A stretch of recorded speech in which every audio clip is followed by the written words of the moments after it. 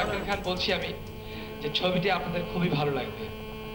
তবে একটা জিনিস আপনাদেরকে বলা প্রয়োজন, আপনারা সব সময় সুন্দর জিনিসকে গ্রহণ করবেন, অসুন্দর জিনিসকে বর্জন করবেন।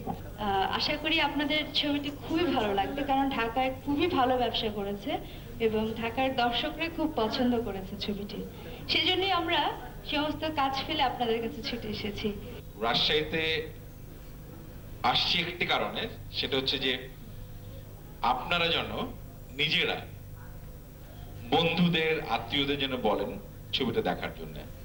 আমার ছবিটা আপনারা দেখবেন, আমি কিভাবে তৈরি করেছি বা ছবিটার মান কি তা আপনারাই যাচাই করবেন, এবং পরবর্তীতে আমি আরো ছবি নিয়ে আপনাদের কাছে আসবো কিনা সেই সিদ্ধান্ত কিন্তু আমি দেওয়ার মালিক না, দেওয়ার মালিক আপনারা। বেশ ভালো, আমাদের মানে নার্গিস আক্তার পরিচালনা, দেখি কেমন করে নতুন পরিচালক।